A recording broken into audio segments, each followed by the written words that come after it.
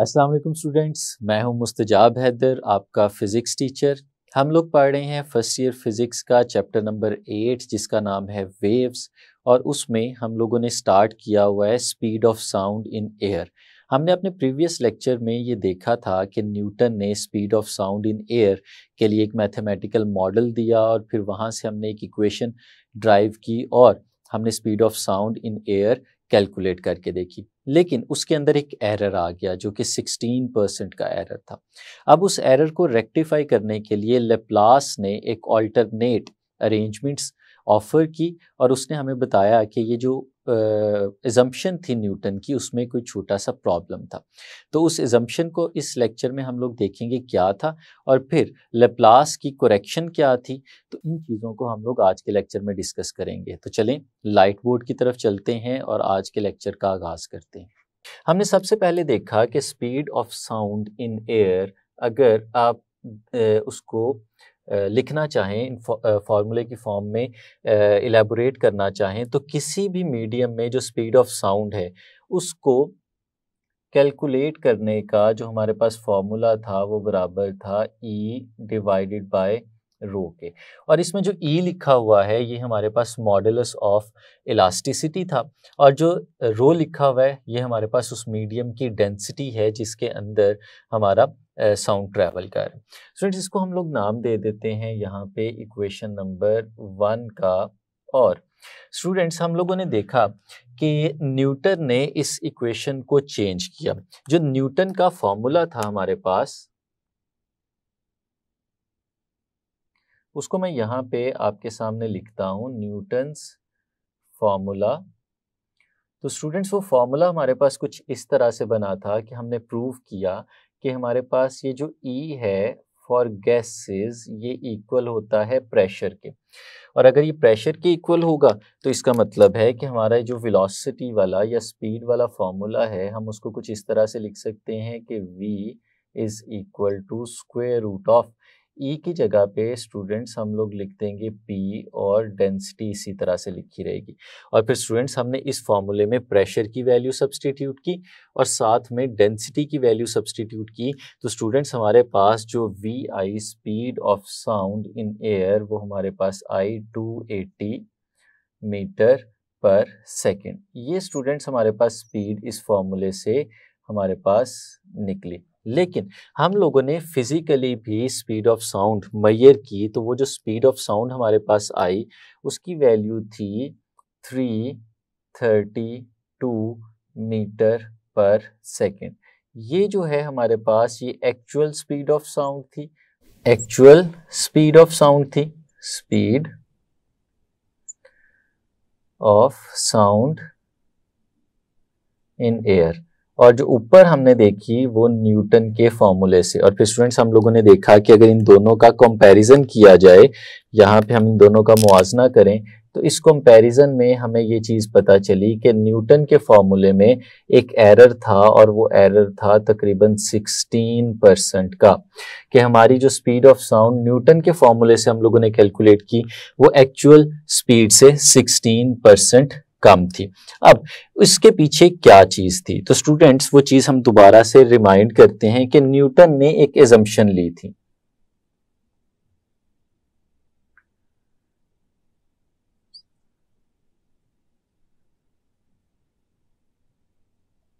Newton की इजम्पशन क्या थी स्टूडेंट्स? न्यूटन ने कहा था कि जब साउंड हमारे पास एयर में ट्रैवल करता है तो उस ट्रैवलिंग के दौरान में क्योंकि साउंड जो है वो लॉन्गिट्यूडनल वेव की फॉर्म में ट्रैवल करता है तो कंप्रेशंस भी होंगी और रेयरफेक्शन भी होंगी, मॉलिक्यूल्स आगे भी जाएंगे पीछे भी जाएंगे, टू एंड फ्रो मोशन होगी। तो कंप्रेशन के दौरान टेम्परेचर इंक्रीज करता है और रेयरफेक्शन के दौरान टेम्परेचर डिक्रीज करता है क्योंकि वॉल्यूम चेंज हो रहा होता है। तो न्यूटन ने कहा कि जितना टेम्परेचर इंक्रीज कर रहा है वो रेयरफेक्शन के दौरान एक्सपेंशन के दौरान डिक्रीज भी कर जाता है। तो ओवरऑल हमारा जो साउंड जब एयर में ट्रैवल करता है तो उसके में टेम्परेचर चेंज नहीं होता।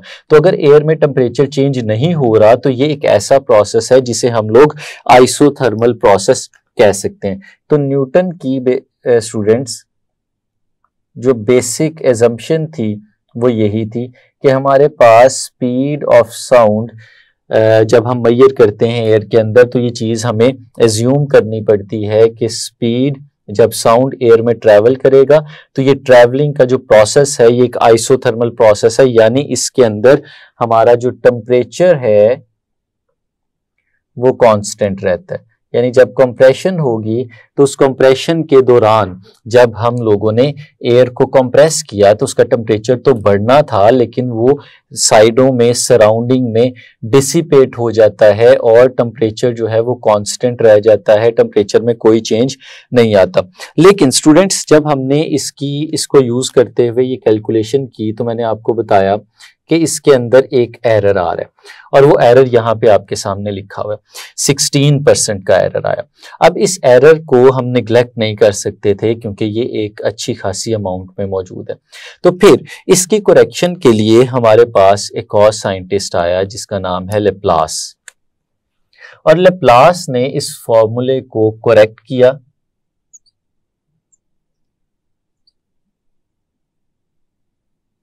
जिसे हम लोग लेप्लासिस करेक्शन के नाम से जानते हैं।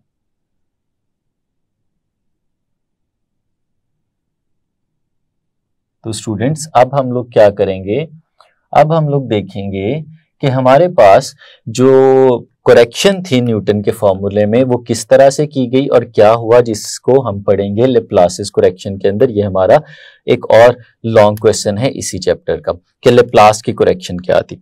अब स्टूडेंट्स जो पहली चीज है जहां से हम लोग इसे स्टार्ट करेंगे वो है न्यूटन की एजम्पशन। न्यूटन ने कहा कि जब साउंड ट्रैवल करते हुए आगे की तरफ जा रहा है तो कंप्रेशन के दौरान टेम्परेचर बढ़ गया, और जो टेम्परेचर बढ़ा था उसे सराउंडिंग में डिसिपेट हो जाना चाहिए, और जब वो डिसिपेट होगा तो ओवरऑल चेंज नहीं आएगा, टेम्परेचर हमारा कांस्टेंट रहेगा। लेकिन लेप्लास ने कहा कि जब साउंड ट्रैवल करता है एयर के अंदर तो वो ट्रैवल बहुत ज्यादा स्पीड से करता है, बहुत तेजी से कर रहा है, यानी जो मॉलिक्यूल्स की ऑसिलेशन है जो साउंड को आगे लेके जा रहे हैं, अगले मॉलिक्यूल्स तक ट्रांसफर कर रहे हैं, वो मोशन बहुत ज्यादा तेज है। यानी इसका मतलब है कि कंप्रेशंस बहुत तेजी से हो रही होंगी, रेयरफेक्शंस भी बहुत तेजी से हो रही होंगी। तो स्टूडेंट्स अगर कंप्रेशन बहुत ज्यादा तेजी से हो रही हैं तो कंप्रेशन के दौरान जो टेम्परेचर इंक्रीज हुआ था उसको वापस आने में जो टाइम रिक्वायर्ड है वो मिल नहीं पाता। यानी इसकी एग्जांपल हम इस तरह से लेते हैं कि अगर आपके पास एक पंप हो, जैसे आपने बाइसिकल का एक पंप देखा, तो बाइसिकल के पंप को या जो आपके घरों में बैलून जो होते हैं उनको इन्फ्लेट करने के लिए, बैलून्स को फुलाने के लिए, गुब्बारे फुलाने के लिए एक पंप होता है, उस पंप से हम लोग गुब्बारों में हवा भरते हैं। अगर हम उस पंप को देखते हैं तो हम उस पंप को जब कंप्रेस करते हैं, जब उसे दबाते हैं तो उसके अंदर एयर का वॉल्यूम कम होता है, और एयर के वॉल्यूम के कम होने से एयर का टेम्परेचर बढ़ता है। ये हम लोग पहले से सीख चुके हैं।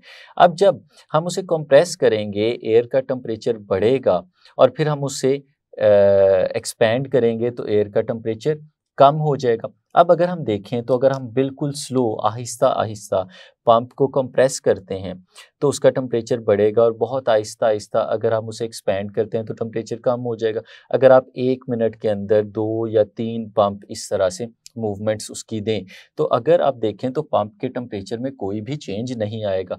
लेकिन अगर आप ऐसे देखें कि बहुत तेज़ी से आप उस पंप को यूज़ करते हुए अपने गुब्बारों में हवा भरते जा रहे हैं, यानी 1 सेकंड में 2-3 पंप्स आप दे ही जा रहे हैं, इतनी तेज़ी से अगर आप उसको मूव करवाएंगे तो आप देखेंगे कि कुछ टाइम के बाद आपके पंप ने गर्म होना शुरू कर देगा, यानी उसका टेम्परेचर इंक्रीज करना शुरू कर देगा। ये इस वजह से हो रहा है कि कंप्रेशन के दौरान जो उसका टेम्परेचर इंक्रीज हुआ था उसने रेयरफेक्शन के दौरान डिक्रीज होना था, लेकिन हमने कंप्रेशन के बाद उसे रेयरफेक्शन में डिक्रीज करने का टाइम ही नहीं दिया। जैसे हमने पहले कहा कि अगर तो हम उसको 1 मिनट में 2-3 दफा पंप कर रहे हैं तो उसका टेम्परेचर नहीं बदल रहा, क्योंकि जितना टेम्परेचर इंक्रीज हो रहा था उसको डिक्रीज होने का टाइम मिलता जा रहा है। लेकिन अगर हम बहुत तेजी से करें तो हमें वो टाइम नहीं मिलेगा जिस टाइम में टेम्परेचर ने वापस डिक्रीज होना है। तो फिर इस केस में टेम्परेचर बढ़ना शुरू हो जाता है, यानी अगर पंप को आप तेजी से कंप्रेस करते जाते हैं, पंप्स देते जाते हैं, तो इसका मतलब ये होता है कि टेम्परेचर बढ़ना शुरू हो गया, हमारा पंप गर्म होना शुरू हो जाता है। तो वही सीन यहाँ पे होता है। लेप्लास ने कहा कि न्यूटन की असम्पशन इस लिहाज से गलत है कि जो कंप्रेशन के दौरान टेम्परेचर इंक्रीज होता है उसको सराउंडिंग में डिसिपेट करके टेम्परेचर को डिक्रीज करने का टाइम नहीं मिलता। तो अगर वो टाइम नहीं मिलेगा तो टेम्परेचर डिक्रीज नहीं हो पाएगा, और अगर ये टेम्परेचर डिक्रीज ना हुआ तो ये जो प्रोसेस जिसे हम लोग आइसोथर्मल प्रोसेस कह रहे थे, ये आइसोथर्मल प्रोसेस नहीं रहता, यहाँ पे टेम्परेचर कांस्टेंट नहीं रहता। तो स्टूडेंट्स, ये था जो पहला लेप्लास ने फॉल्ट या ड्रॉबैक निकाला इस फॉर्मूले की डेरिवेशन के दौरान। और फिर लेप्लास ने इसके ऑल्टरनेटिवली क्या चीज़ बताई, उसे हम लोग लेप्लास की एजम्पशन के अंडर देखते हैं।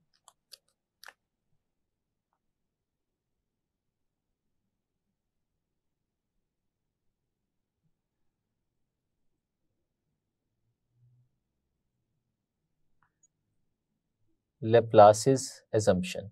अब अगर लेप्लास की एजम्पशन की हम लोग बात करें तो लेप्लास की एजम्पशन ये थी कि टेम्परेचर कांस्टेंट नहीं रहता। तो अगर टेम्परेचर कांस्टेंट नहीं रहता तो फिर क्या कांस्टेंट रहता है?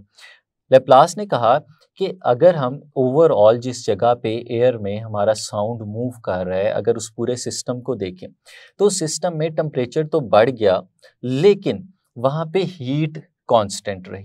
ना तो सिस्टम में बाहर से कोई हीट एंटर हुई और ना ही सिस्टम ने अपनी हीट को बाहर निकाला। तो ये एक ऐसा प्रोसेस है जिसमें टेम्परेचर तो कांस्टेंट नहीं रहता लेकिन इसमें हीट कांस्टेंट रहती है।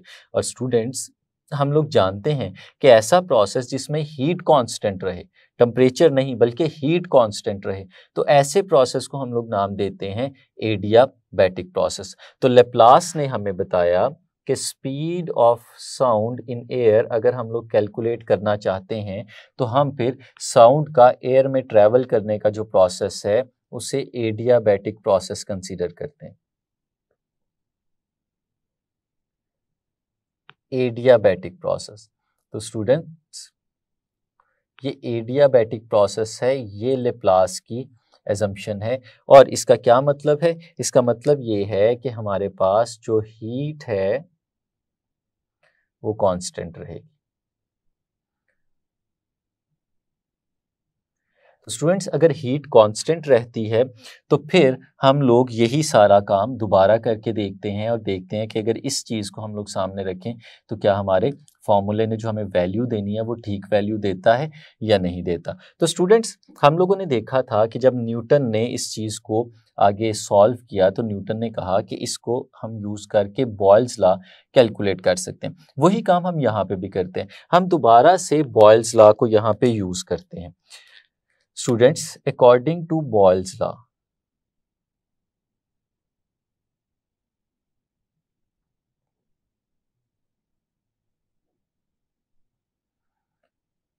बॉयल्स लॉ, अगर हम बॉयल्स लॉ को सामने रखें और बॉयल्स लॉ को अप्लाई करें किसके लिए, एक ऐसे प्रोसेस के लिए जो हमारे पास एडियाबैटिक प्रोसेस हो, तो बॉयल्स लॉ की शेप चेंज हो जाती है, वो एक नई फॉर्म ले लेता है। जो पहले हमने देखा था आइसोथर्मल प्रोसेस के लिए, तो आइसोथर्मल प्रोसेस के लिए जो हमारे पास बॉयल्स लॉ था वो था P V is equal to constant. लेकिन स्टूडेंट्स, जो हमारे पास एडियाबैटिक प्रोसेस होता है उसमें P V is equal to constant नहीं होता, बल्कि एडियाबैटिक प्रोसेस के लिए बॉयल्स लॉ की शेप कुछ इस तरह से होती है, P V raise to power gamma is equal to constant. ये है स्टूडेंट्स हमारे पास बॉयल्स लॉ एडियाबैटिक प्रोसेस के लिए। जब भी हम एडियाबैटिक प्रोसेस की बात करेंगे तो एडियाबैटिक प्रोसेस में जो बॉयल्स लॉ है वो शेप चेंज कर लेता है, P V is equal to constant की बजाय P V raise to power gamma is equal to constant आ जाता है। और यहाँ पे क्वेश्चन उठता है ये गैमा क्या है, तो गैमा एक कॉन्स्टेंट है, इस कांस्टेंट को हम लोग कहते हैं, ये रेशो होती है C P over C V की। और सी क्या है? Molar specific heat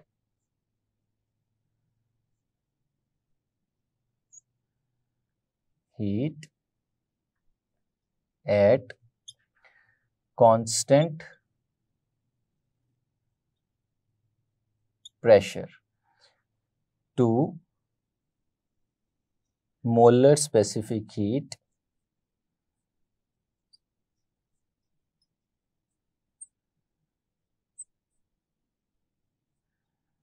at constant volume. तो स्टूडेंट्स इन दोनों की जो रेशियो है हम उसे गैमा का नाम देते हैं। तो स्टूडेंट्स ये हमारे पास लेप्लास की एजम्पशन आ गई। अब इस एजम्पशन को सामने रखते हुए हम इसको फर्दर आगे की तरफ लेके जाते हैं और देखते हैं कि किस तरह से speed of sound in air को हम फर्दर कैलकुलेट कर सकते हैं। तो स्टूडेंट्स लेट्स सपोज हमारे पास जब साउंड एयर में मूव करने लगता है तो इनिशियली हमारे पास जो प्रेशर है हम उसे P1 का नाम दे देते हैं और जो उसका प्रेशर साउंड की पहली कंप्रेशन की वजह से होता है हम उसे P2 का नाम दे देते हैं। अब स्टूडेंट्स हमें पता है कि शुरू में जो प्रेशर है वो बिल्कुल नॉर्मल एम्बिएंट प्रेशर है क्योंकि साउंड उसके अंदर मूव नहीं कर रहा, तो उस वक़्त हम उस प्रेशर को P कह देते हैं और जब कंप्रेशन बनेगी साउंड उसमें मूव करना शुरू करेगा तो उस वक़्त उसका प्रेशर इंक्रीज़ हो जाएगा। जो इंक्रीज़ प्रेशर हुआ है उसका हम डेल्टा P कहते हैं। तो ओवरऑल जो हमारे पास प्रेशर आ जाएगा वो P प्लस डेल्टा P के बराबर आ जाएगा। और स्टूडेंट्स इसी दौरान अगर हम चेंज होने वाले वॉल्यूम्स को भी देखें तो अगर इनिशियली उसका वॉल्यूम V1 था जिसे हम V कह देते हैं तो वॉल्यूम उसका डिक्रीज हुआ होगा जिसे हम लोग V माइनस डेल्टा V के साथ रिप्रेजेंट करते हैं। तो स्टूडेंट्स ये वही चीज़ है जो हम लोगों ने अपने पिछले क्वेश्चन में भी की थी, न्यूटन में भी, कि जब आपकी पहली कंप्रेशन आती है, आपकी एयर कंप्रेस होती है तो कंप्रेस होने की वजह से प्रेशर बढ़ता है। जितना प्रेशर में चेंज आया वो डेल्टा P था और फिर ओवरऑल प्रेशर की बात करेंगे तो P में वो डेल्टा P हम लोग ऐड कर देंगे और जो वॉल्यूम था वो चेंज हो जाएगा क्योंकि जब भी कंप्रेशन होती है तो आपकी गैस का वॉल्यूम डिक्रीज होना है। जो डिक्रीज इन वॉल्यूम था वो डेल्टा V था और ओवरऑल वॉल्यूम में जो चेंज आया वो हमने V में से डेल्टा V को सब्ट्रैक्ट कर दिया। अब स्टूडेंट्स ये जो हमारे पास बॉयल्स लॉ लिखा हुआ है एडियाबैटिक प्रोसेस के लिए, अगर उसको हम लोग यहाँ पे लिखें तो हमने देखा P V raise to power gamma is equal to constant. तो स्टूडेंट्स इसे ऐसे भी लिखा जा सकता है P1 V1 raise to power gamma is equal to P2 V2 raise to power gamma. Students जैसे अगर आपके पास P V is equal to constant था तो आप उसे इस तरह से लिख सकते थे कि P1 V1 is equal to P2 V2। इसी तरह से हम लोगों ने ये बॉयल्स लॉ की एडियाबैटिक प्रोसेस के लिए फॉर्म जो थी वो यहाँ पे लिख ली। अब स्टूडेंट्स अगर इसके अंदर हम वैल्यूज सब्सटीट्यूट करें तो हमें पता है कि P1 को हमने P का नाम दिया हुआ, P1 की जगह मैं लिख देता हूँ P और V1 की जगह मैं लिख देता हूँ V और ये इसकी पावर गैमा। इसी तरह से हम लोगों ने लिख दी। अगर राइट हैंड साइड की हम लोग बात करें तो P2 ये बराबर है P प्लस डेल्टा P के, तो हम इसकी जगह लिख देते हैं P प्लस डेल्टा P। और स्टूडेंट्स जो V2 है ये बराबर है V माइनस डेल्टा V के, तो इसकी जगह पे हम लोग ऐसे लिख सकते हैं V माइनस डेल्टा V और स्टूडेंट्स यहाँ पे इसकी पावर गैमा इसी तरह से साथ में लिखी रहेगी। अब स्टूडेंट्स अब एक प्रॉब्लम है यहाँ पे।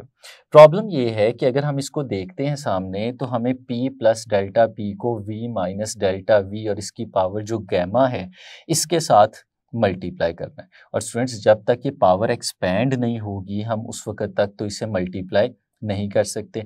मल्टीप्लिकेशन के लिए पावर का हटाना हमारे लिए ज़रूरी है। जैसे यहाँ पे अगर स्क्वायर होता या क्यूब होता तो हम लोगों ने फॉर्मूले याद किए हुए हैं, हम उन फॉर्मूलों को यहाँ पे सब्सटीट्यूट करके बहुत आसानी से सॉल्व कर सकते थे। लेकिन स्टूडेंट्स अब यहाँ पे ये इस तरह का नहीं है। अगर ऐसी फॉर्म नहीं है तो फिर हम इसे कैसे सॉल्व कर सकते हैं? तो स्टूडेंट्स उसके लिए हमें मैथमेटिक्स के एक फॉर्मूले का सहारा लेना पड़ेगा जिसे हम लोग बायनोमियल थ्योरम कहते हैं और उसको यूज़ करते हैं हम किसी भी पावर को एक्सपैंड करने के लिए। मैं वो फॉर्मूला आपके सामने लिखता हूँ।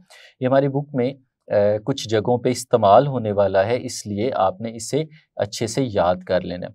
अगर हमारे पास कोई भी टर्म हो और वो स्टूडेंट्स कुछ इस तरह से हो कि ऐसी ऐसी शेप में लिखा हो कि 1 प्लस एक्स और इसकी पावर n लिखियो, यानी कोई एक फैक्टर है 1 प्लस एक्स और उसकी पावर है n, और अगर स्टूडेंट्स हमें इसे सॉल्व करना हो तो इसको हम कुछ इस तरह से एक्सपैंड करते हैं। 1 plus x raise to power n ये इक्वल होता है 1 plus n into x plus n into n minus 1 over 2 factorial x square, और स्टूडेंट्स उसके बाद n into n minus 1 n minus 2 divided by 3 factorial और x cube, और students plus so on, ये formula इस तरह से आगे की तरफ चलता चला जाता है। तो स्टूडेंट्स ये हम फॉर्मूला यूज़ करते हैं जब भी हमने किसी ऐसी टर्म को एक्सपेंड करना हो जिसकी पावर ऐसी हो कि हमें बेसिक फॉर्मूला नहीं पता। जैसे कि इस केस में हमारे पास यहाँ पे गैमा लिखा हुआ है, तो अगर गैमा के फॉर्म में हम इसको सॉल्व करना चाहते हैं, एक्सपेंड करना चाहते हैं, तो ये जो फॉर्मूला मैंने ऊपर आपके सामने लिखा, हम इस फॉर्मूले को यूज़ करते हुए एक्सपेंड करेंगे। तो इसमें कुछ टर्म्स लिखी हैं जिसका आपको पता होना चाहिए। जो फैक्टोरियल है, जो साइन ऑफ एक्सक्लेमेशन मैंने 2 के साथ और 3 के साथ लिखा है, स्टूडेंट्स ये भी एक मैथमेटिकल ऑपरेटर है, और इसका मतलब ये होता है कि अगर 2 का फैक्टोरियल लिखा हुआ है किसी जगह पे, तो 2 के फैक्टोरियल का मतलब ये है कि आपने डिसेंडिंग ऑर्डर में उस नंबर से नीचे वाले तमाम नेचुरल नंबर्स को आपस में मल्टीप्लाई कर देना है। फॉर एग्जांपल मैं आपको लिख के दिखाता हूँ कि अगर इस तरह से कहीं पे 2 फैक्टोरियल लिखा हो, तो इसका मतलब होता है कि आप 2 को मल्टीप्लाई करें 1 के साथ। अगर लिखा होगा 3 फैक्टोरियल, तो इसका मतलब होता है 3 मल्टीप्लाइड बाय 2 मल्टीप्लाइड बाय 1, यानी इसका आंसर हमारे पास 2 आ जाएगा, इसका आंसर हमारे पास 6 आ जाएगा। और स्टूडेंट्स अगर 4 फैक्टोरियल लिखा हो, तो 4 इंटू 3 इंटू 2 इंटू 1, जैसे ये हमारे पास 24 आ जाएगा। तो स्टूडेंट्स ये एक मैथमेटिकल ऑपरेटर है जैसे कि मैंने बताया, और इसमें हमने क्या करना होता है कि डिसेंडिंग ऑर्डर में हम लोगों ने सारे नेचुरल नंबर्स को आपस में मल्टीप्लाई कर देना है, और इस फॉर्मूले में भी ऐसे ही नज़र आ रहा है। अब फर्स्ट टर्म में देखें तो x नहीं है, सेकंड में x है, फिर x का स्क्वायर है, फिर x का क्यूब है, फिर x की पावर 4 आएगी, फिर x की पावर 5 आएगी, और इस तरह फर्दर आगे चलता चला जाएगा। और नीचे आप देख रहे हैं पहली टर्म के नीचे कुछ नहीं है, यहाँ पे 0 फैक्टोरियल होता है, फिर 1 फैक्टोरियल, फिर 2 3 4, इस तरह से सो ऑन ये चलते जाते हैं। तो स्टूडेंट्स एक इस फॉर्मूले को अप्लाई करने में कबाहत भी है, वो क्या है कि हमारे पास जब भी इस फॉर्मूले को अप्लाई करना है तो यहाँ पे जो फर्स्ट टर्म है वो हमेशा 1 होनी चाहिए, और सेकंड टर्म जैसे x लिखा है उसकी जगह कुछ भी हो सकता है। अगर हम जिसको एक्सपेंड करना चाह रहे हैं यहाँ पे, उसमें देखें तो पहली टर्म 1 नहीं है, यहाँ पे फर्स्ट टर्म जो है हमारे पास वो v लिखी हुई है। तो स्टूडेंट्स पहले हमें इसको थोड़ा सा रीअरेंज करना पड़ेगा और इस फॉर्म में लेके आना पड़ेगा कि पहली टर्म 1 बन जाए। अब वो किस तरह से बनाई जा सकती है, तो स्टूडेंट्स देखते हैं कि हमारे पास लिखा है p v raise to power gamma, और राइट साइड पे लिखा हुआ है p प्लस डेल्टा p। और स्टूडेंट्स यहाँ पे अगर मैं आपसे कहूँ कि आप v को कॉमन ले लें, क्योंकि v को अगर हम लोग कॉमन लेंगे तो यहाँ पे 1 बच जाएगा, तो वो कॉमन कैसे लिया जा सकता है स्टूडेंट्स, इस तरह से देखिए ब्रैकेट के अंदर ही मैं v को कॉमन लेता हूँ, और हमारे पास यहाँ पे बचेगा 1 minus delta v divided by v, और ये देखिएगा ये जो पावर गैमा थी ये अभी भी पूरे के ऊपर बिल्कुल उसी तरह से मौजूद है।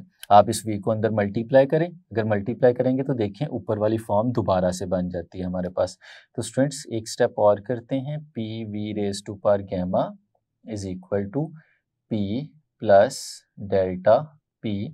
और स्टूडेंट्स ये देखें ये जो गैमा पावर है ये पूरी ब्रैकेट के ऊपर है, इसका मतलब है इस गैमा को इस v के ऊपर हम अलग से लिख सकते हैं, 1 minus delta v over v के ऊपर अलग से लिख सकते हैं। तो हमारे पास कुछ ऐसे बनेगा v raise to power gamma, ये अलग से आ जाएगा, और 1 minus delta v divided by v, और इसकी पावर गैमा ये अलग से आ जाएगी।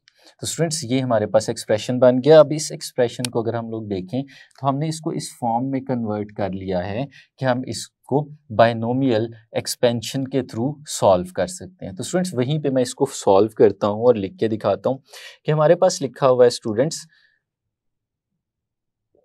1 minus delta v divided by v, और इसकी पावर लिखी हुई है गैमा। तो स्टूडेंट्स जो ऊपर फॉर्मूला लिखा हुआ है इस फॉर्मूले में हम बिल्कुल इसी तरह से एक्सपेंशन कर सकते हैं।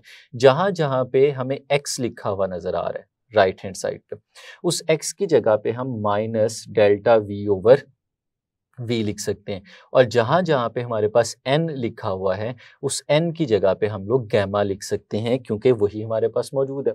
तो स्टूडेंट्स अगर हम इसे अप्लाई करते हैं तो हमारे पास आएगा 1, ये तो बिल्कुल इसी तरह से लिखा रहा, प्लस nx है। अब n की जगह पे हमारे पास गैमा लिखा हुआ है तो मैं इस n की जगह पे गैमा लिख दूंगा, और x की जगह पे है minus delta v over v, तो इस x की जगह पे हम लोग minus delta v over v लिख देते हैं। तो ये 1 प्लस एन एक्स मैंने यहाँ पे स्टूडेंट्स लिख दिया। अब इसके आगे देखें तो n इंटू एन माइनस 1 लिखा हुआ है और n हमारे पास है गैमा।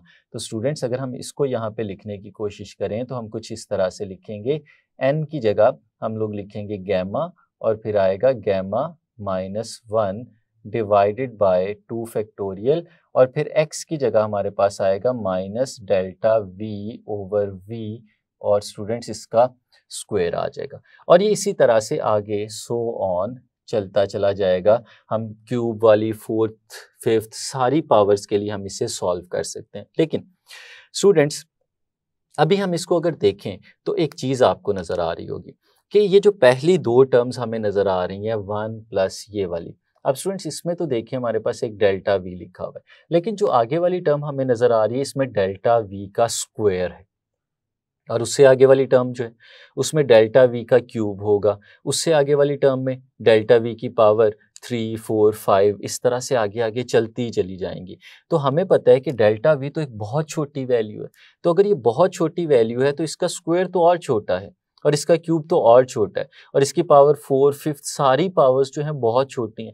तो इसका मतलब है कि इसकी सारी जो हायर पावर्स हमें यहाँ पे नज़र आ रही हैं उनकी वैल्यू तो बहुत ज़्यादा छोटी होने वाली है। तो फिर वो हमारी कैलकुलेशन में कितना रोल प्ले करेंगी, अगर हम ये देखें तो उन्होंने तो कोई रोल प्ले नहीं करना, नेग्लिजिबल रोल है। तो फिर हम हायर पावर्स को निगलेक्ट कर देंगे। तो अगर हम हायर पावर्स को निगलेक्ट कर देते हैं स्टूडेंट्स तो हमारे पास क्या बनता है, निगलेक्टिंग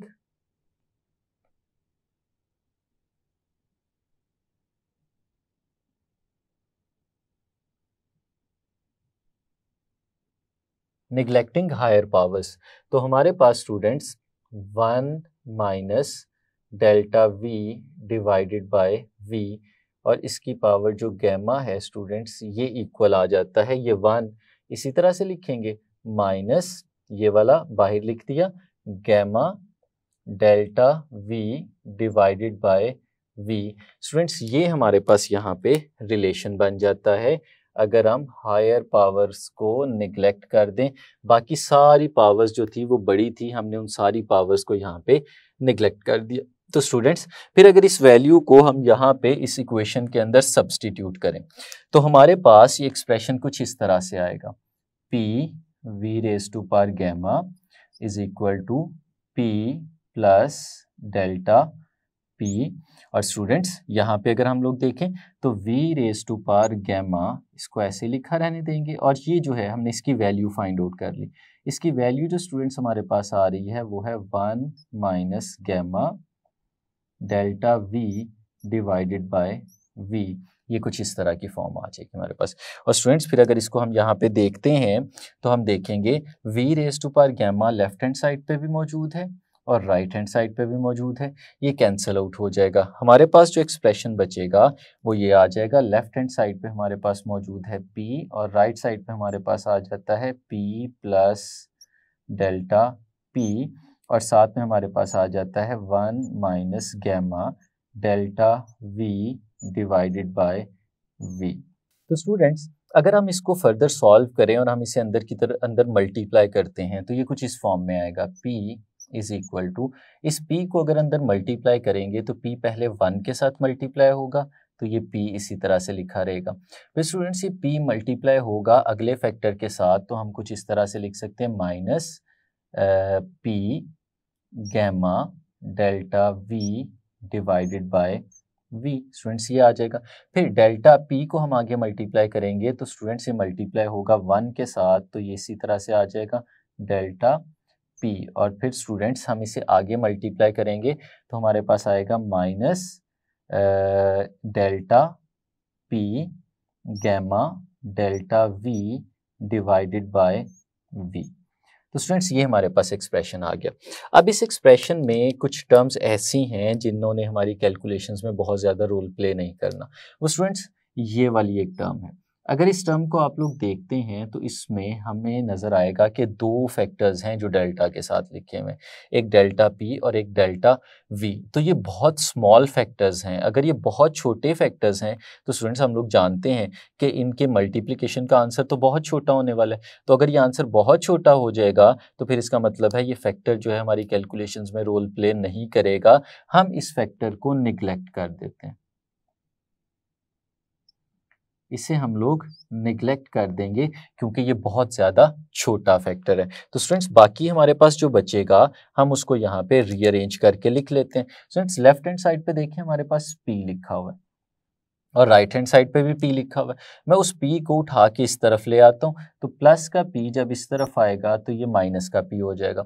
जो नेक्स्ट फैक्टर हमारे पास लिखा हुआ है ये माइनस वाला फैक्टर है, अगर इसे भी उठा के हम इस तरफ लें तो ये भी प्लस में आ जाएगा। तो हमारे पास आएगा plus P gamma delta V divided by V, और राइट साइड पे स्टूडेंट्स हम लोग डेल्टा P को इसी तरह से लिखा रहने देते हैं। अब स्टूडेंट्स यहाँ पे भी हमें नज़र आ रहा होगा कि P प्लस और माइनस का जो यहाँ पे लिखा नज़र आ रहा है ये हमारे पास कैंसल आउट हो जाएंगे और रिमेनिंग पार्ट जो हमारे पास बचेगा वो यहाँ पे लिखा हुआ है P into gamma delta V divided by V और साथ में लिखा है हमारे पास डेल्टा P। ये रिलेशन स्टूडेंट्स यहाँ पे हमें बनता हुआ नज़र आ रहा है। स्टूडेंट्स इससे हम फर्दर आगे चलते हैं और इसको थोड़ा सा और रीअरेंज करते हैं। ये देखिएगा स्टूडेंट्स हमारे पास जो लेफ्ट हैंड साइड यहाँ पे लिखी नज़र आ रही है इसमें P और गैमा लिखा हुआ है साथ में डेल्टा V ओवर V। मैं आपसे कहता हूँ P और गैमा को लेफ्ट साइड पे लिखा रहने दें और डेल्टा V ओवर V इसे उठा के दूसरी तरफ ले जाएं। तो स्टूडेंट्स हमारे पास रिलेशन कुछ ऐसे बनेगा, गैमा P और जो राइट हैंड साइड है वहाँ पे डेल्टा P पहले से लिखा हुआ है। और स्टूडेंट्स अगर हम लोग देखें डेल्टा V ओवर V और हमें पता है कि डेल्टा V ओवर V अगर यहाँ पे मल्टीप्लाई हो रहा है इसको दूसरी तरफ लेके जाएंगे तो ये तो डिवाइड हो जाएगा, और ये पूरे का पूरा फैक्टर अगर दूसरी तरफ ले जाएं और डिनोमिनेटर में रख दें तो हमारे पास आएगा delta V divided by V। तो स्टूडेंट्स इस तरह का रिलेशन हमारे पास आ जाएगा कि gamma P is equal to delta P divided by delta V over V। तो अब स्टूडेंट्स क्वेश्चन उठता है कि ये जो राइट साइड पे रिलेशन लिखा हुआ है ये बेसिकली क्या है। तो स्टूडेंट्स हमें पिछला लेक्चर याद होना चाहिए जहाँ पे हमने सीखा था कि डेल्टा P ये जो है चेंज इन प्रेशर है और नीचे अगर हम देखें तो ये है fractional change in volume, change in volume divided by original volume. तो स्टूडेंट्स हमने सीखा था यही तो बेसिकली बल्क मॉडुलस होता है, यानी ये जो हमारे पास लिखा हुआ नज़र आ रहा है ये बेसिकली वैल्यू है हमारे पास E की मॉडुलस ऑफ इलास्टिसिटी की। तो स्टूडेंट्स हमें फिर पता चला कि इस केस में जो हमारे पास मॉडुलस ऑफ इलास्टिसिटी आ रहा है वो गैमा P के बराबर आ रहा है। तो स्टूडेंट्स जो हमारी इक्वेशन नंबर 1 थी बिल्कुल स्टार्ट में, आप याद करें जब न्यूटन का फॉर्मूला हम लोग ड्राइव कर रहे थे तो हमारे पास E जो है वो P के बराबर आया था, लेकिन अब हम लोग देख रहे हैं जो E है वो गैमा P के बराबर आ रहा है। तो स्टूडेंट्स उस केस में हमारे पास जब E P के बराबर आया था तो ये फॉर्मूला बन गया था। अब हमारे पास ये फॉर्मूला बदलेगा और इक्वेशन नंबर 1 के अंदर जब हम वैल्यू लगाएंगे तो हमारे पास एक नई फॉर्म आएगी, पुट इन इक्वेशन नंबर 1। तो स्टूडेंट्स इसको हम इक्वेशन नंबर 1 में सब्स्टिट्यूट करते हैं तो हमारे पास जो V की वैल्यू आएगी speed of sound in air, उसके लिए फॉर्मूला बदल जाएगा। E की जगह स्टूडेंट्स हम लोग सब्स्टिट्यूट करेंगे गैमा P और ये डिवाइडेड बाय रो। तो ये स्टूडेंट्स हमारे पास फॉर्मूला आ गया जब हम लोगों ने यूज़ किया लेप्लास की एजम्पशन को, और उस एजम्पशन ने हमें बताया कि हमारी जो speed of sound in air है वो गैमा P डिवाइडेड बाय रो के बराबर है, ना कि P डिवाइडेड बाय रो के बराबर है। तो स्टूडेंट्स अब अगर हम इस चीज़ को यहाँ पे देखें तो हम किस तरह से इसकी वैल्यू को दोबारा से कैलकुलेट कर सकते हैं। स्टूडेंट्स ये जो गैमा है हमारे पास, इस गैमा की वैल्यू डिफरेंट गैसेस के लिए डिफरेंट होती है। हमारी बुक में एक टेबल दिया गया है जिस टेबल के अंदर इसकी डिफरेंट गैसेस के लिए वैल्यूज़ दी गई हैं, आप उसे देख सकते हैं। अब यहाँ पे अगर हम इसकी वैल्यू की बात करें तो एयर के केस में जो गैमा है हमारे पास, इसकी वैल्यू हमारे पास होती है 1.41। और स्टूडेंट्स आप देखते हैं कि ये तो रेशियो है molar specific heat at constant pressure to the molar specific heat at constant volume. तो स्टूडेंट्स इसका यूनिट कोई नहीं होगा क्योंकि दो सिमिलर क्वांटिटीज के दरमियान ये एक रेशियो को रिप्रेजेंट कर रहा है। और स्टूडेंट्स बाकी अगर हम प्रेशर की बात करते हैं यहाँ पे, तो प्रेशर, एटमॉस्फेरिक प्रेशर हमने देखा था 1.01 इंटू 10⁵ न्यूटन पर मीटर स्क्वायर। और डेंसिटी ऑफ एयर की बात करें तो स्टूडेंट्स 1.29 किलोग्राम पर क्यूबिक मीटर। ये वैल्यूज़ अगर हम लोग अपने फॉर्मूले के अंदर सब्सटीट्यूट करें तो हम speed of sound in air calculate कर सकते हैं। तो स्टूडेंट्स जब लेप्लास के फॉर्मूले के अंदर हम ये वैल्यू सब्सटीट्यूट करते हैं, यानी 1.41 multiplied by 1.01 into 10⁵ divided by 1.29, जब हम इन सारी वैल्यूज़ को सब्सटीट्यूट करके इनका स्क्वायर लेते हैं तो स्टूडेंट्स हमारे पास जो स्पीड ऑफ साउंड है वो 333 मीटर पर सेकंड के बराबर आ जाती है। तो स्टूडेंट्स अगर आप इसको देखते हैं तो ये फिज़िकली मेजर्ड जो स्पीड ऑफ साउंड थी उसके बहुत ज़्यादा इक्वल है। जो हमें इंफॉर्मेशन क्या दे रही है, वो ये इंफॉर्मेशन दे रही है कि जो एजम्पशन लेप्लास ने ली थी कि जब हमारा साउंड ट्रैवल करता है इसमें एयर के अंदर, तो उस ट्रैवलिंग के दौरान जो टेम्परेचर है वो कांस्टेंट नहीं रहता बल्कि हीट कांस्टेंट रहती है, यानी ये एक एडियाबैटिक प्रोसेस है। तो ये एजम्पशन ठीक थी। और जो न्यूटन की एजम्पशन थी कि जब साउंड ट्रैवल करता है तो एक आइसोथर्मल प्रोसेस होता है, तो ये एजम्पशन एक फॉल्स एजम्पशन थी जिसकी वजह से हमारे पास 16% का एरर आया था। और वो हमारे पास लेप्लास ने आइसोथर्मल प्रोसेस की बजाय एडियाबैटिक प्रोसेस की फॉर्म में इसको सॉल्व करके उसे जो था वो रेक्टिफाई किया और हमें मैथमेटिकल मॉडल की वो फॉर्म दी जो फॉर्म हम लोग अप्लाई कर सकते हैं speed of sound in air calculate करने के लिए। तो ये था स्टूडेंट्स हमारे पास लेप्लास की करेक्शन, जिसमें हमने देखा कि किस तरह से न्यूटन की एजम्पशन में जो प्रॉब्लम थी उसको रेक्टिफाई किया लेप्लास ने, और हमने एक्चुअल मॉडल डेवलप किया जिससे हम speed of sound in air बड़ी एक्यूरेटली और बहुत अच्छे अंदाज में कैलकुलेट कर सकते हैं। आज के लिए इतना ही, नेक्स्ट लेक्चर में मिलेंगे, तब तक के लिए अल्लाह हाफिज़।